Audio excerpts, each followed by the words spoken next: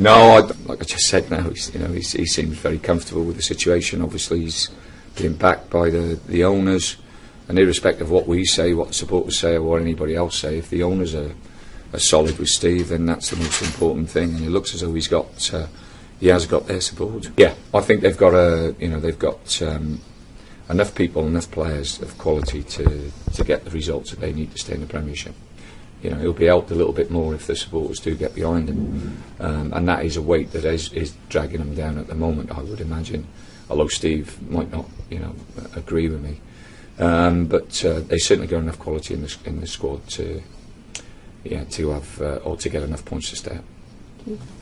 Quite interesting in the press conference this morning that Tony mentioned our poor record at home against Wigan in the Premier League, and let's hope that we have another win against them this weekend to get over the damp squib of Boxing Day or Boxing Night. I mean, I know that was a dreadful time to play, and the bonus is we're not on telly this weekend. It's a bit of a rarity, isn't it?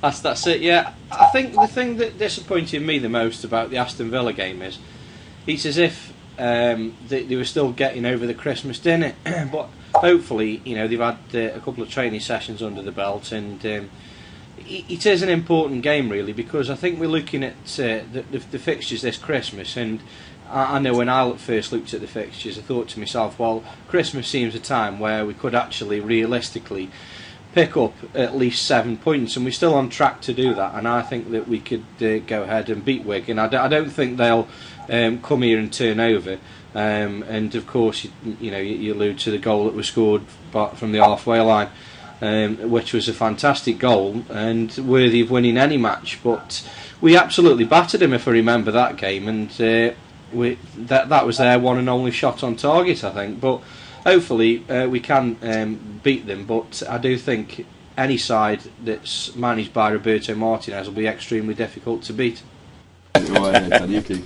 No, they've done well, whether it was Paul Jewell, Steve Bruce or Roberto, the three managers have done exceptionally well keeping the club up, because it's not easy. It's a very, very tough league, and we know how difficult it is to stay up. Our record at home against Wigan isn't that brilliant in the Premiership, so it's going to be a tough game for us. He doesn't. Well, they've changed their system a little bit, so it'll be a little bit different than what he normally plays. He's been playing 3 at the back and 5 in midfield, and in a little bit of rotation with the 2 wide players. And usually, when we've played him, they've always played 4-3-3. So he has changed a little bit. No, they've got some excellent players. They've got some players that have done exceptionally well. The Moses lad has been very, very good. Gomez has done well. But you look through it, Diami, McCarthy are good midfield players, and at the back they've got really good experience. So it'll be a tough game for us, Jules. Don't worry about it. There won't be no walk in the park, mate. Yeah, we've been what have we got? We've got so we're not doing too bad. Our recent run has been very, very good, and we want to maintain that and keep that going. And the last 6 games, the only team to beat us is Man City. So if we can keep that going, then we'll turn of the year. We'll get stuck into a few points, George, and get over that 40 mark. It changes very, very quickly, and what we've got to do is make sure that we keep our feet firmly on the ground and keep doing what we do, George, and keep eking out results and getting the results that will determine our fate next year, which is we want to be a Premier League side again next year. Well, again, I keep telling people that if you look at the past history, Wigan and Blackburn have been in the Premiership a lot longer than us. They've got more experienced players than us in the Premiership, but that won't stop them from putting us favourites and making us favourites, so we have to deal with it. Well, Wigan, we've and this is another reason why the supporters have to get behind us on Saturday. I don't think we've beaten Wigan at our place in the Premiership yet, so it's going to be a tough game for us. What have you made of them? Well, they obviously Roberto would prefer to have a few more points on the board, but they've had some cracking results. They've had some smashing results, and they're on a good run at the moment. I know the game against Manchester United. I watched the game against Manchester United, and they were 1-0 down, and Stams put in 2 great crosses that they could score off to make it, to level the scores 1 each. And then, the lad gets sent off for what I thought was a very, very soft sending off, and it changes the game. It gives Manchester United then the opportunity to play against 10 men, and that's never easy when you go to Old Trafford. It's interesting, isn't it? You talk about expectations and managing expectations, and obviously I put that to Tony. I think he's an intensely competitive human being, and I'm sure his expectations will be to finish in the top 10 and to get as many points as we can, and maybe do well in another competition. But myself, I really hoped and didn't think it was beyond the realms of possibility that we would have got 9 points from the Villa match, the Wigan match and the Blackburn match. At this present moment in time, we could conceivably just get 1 out of 9, obviously. But I think 7 is optimistic now. You've got Wigan and you've got Blackburn, and as much as we're fighting, they're fighting too. And if you remember the days when we were just getting, I mean, we're still novices, as Tony points out, but when we were extreme novices, you went to places like Liverpool and we got a point that nobody ever imagined. So why should Blackburn and Wigan be any different? I think it'll be very, very difficult at the weekend. But the bonus for us is Stoke surely must come out and play a bit better than they did against the Villa.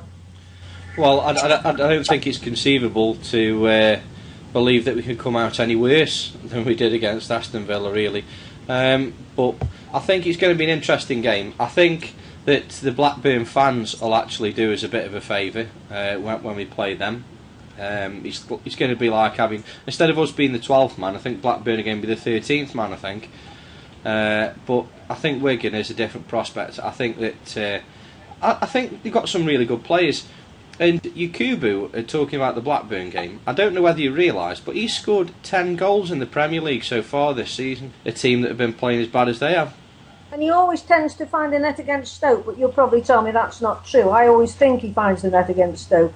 I find it very interesting that Tony said he walked out of the match at half-time because of the vitriol being poured upon Steve Keane. And I thought, again, it showed just how much he values the support of the local people. Obviously, as people will hear when he speaks. But I don't think it can ever be underestimated how important the unity of Stoke City Football Club has been in keeping them in the Premier League and hopefully striding forward. And you look at where we are in the table, and let's be honest, guys, when we got promoted, hopefully we'll be heading for our 5th season in the Premiership. When we got promoted, you'd have said you were dreaming to think of that, wouldn't you? In fairness, I have to side a bit with the Blackburn fans, because how much longer can they keep getting behind the team, as Tony says, and they've got to use some of the time to vent the frustrations. And whilst I think you should always support your team, it's the biggest game of their season, probably a very pivotal game of their season, and they capitulated within 20 minutes, and they really did play very, very poorly for the first 45 minutes. And I mean, I can't imagine how disappointed the Blackburn fans must have been. I went to the game against Bolton, and I came out at half time. I didn't tell anyone, but I came out at half time because I thought it was wrong. I thought that when you've got a local derby like that, whether they like Steve or dislike Steve, whether they like the owners or dislike the owners, the one thing you expect supporters to do is support their football club. And for that 90 minutes, you expect them to support their football club. If they want to vent their feelings afterwards, fine. But when they're venting their feelings when the game's going on, that's doing their players no good at all. It's doing Steve no good. And that's the way it is. But again, I understand the situation. We're in that game. And you've got to accept that there's going to be people who will be for you and people who will be against you. And you've got to be strong enough and tough enough to accept that. What do you think? They've got enough players, I think, to have a good chance of staying up.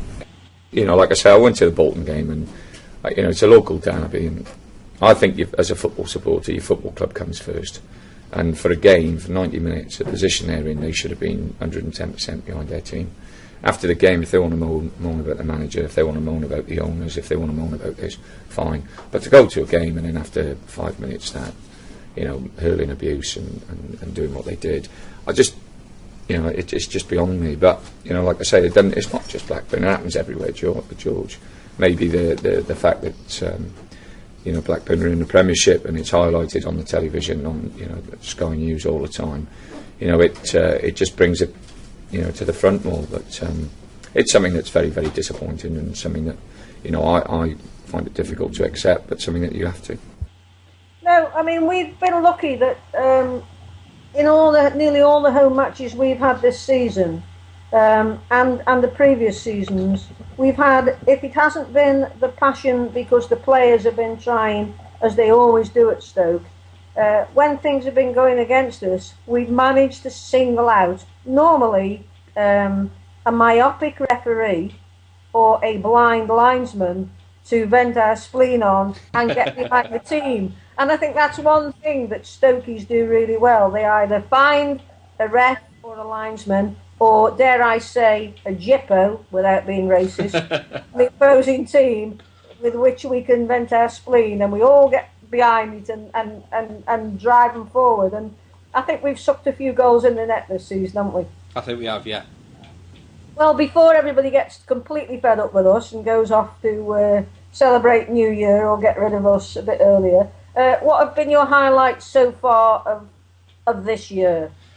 I think the Tottenham game, the home game, I think that was absolutely fantastic. I think every Stoke fan, whether they were at home, abroad, watching it on telly or at the ground, kicked every ball, headed every ball, and handballed every ball for that victory. So I think that has definitely got to be one of my highlights of the season.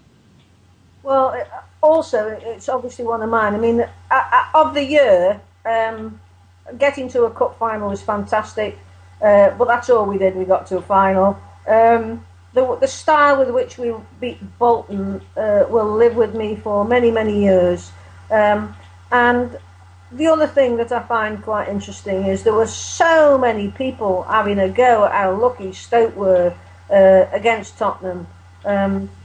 People forgot about Peter Crouch handling the ball the previous year. And you know what? In last night's Celtic and Rangers match, there was a clear goal for Rangers. Ball was over the line, and I have not heard hardly anything said about that. Had that been against Stoke, it would have been on the front pages of national newspapers.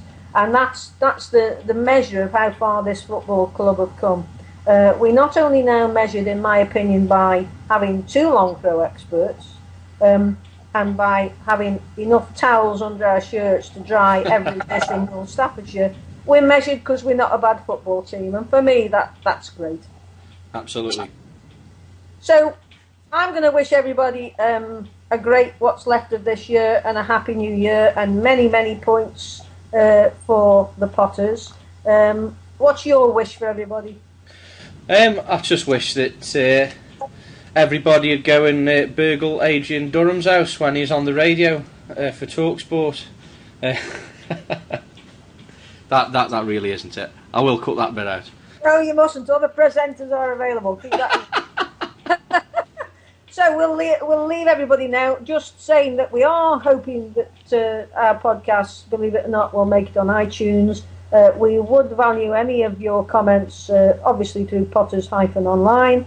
And if you've any questions you'd like us to ask Tony, whilst I'm not sure he'll answer them, and if they're clean, I will ask. We'll wish you a happy new year and leave you with this message from Tone. Yeah, you know, obviously wish them all the best luck and health and happiness right through the, you know, thousands and thousands of supporters out there, whether it's local or from a distance. And just, you know, hopefully they've enjoyed 2011 as much as what we have. And keep your fingers crossed, you know, we'll keep driving forward and have a successful season in 2012 as what we've had in 2011.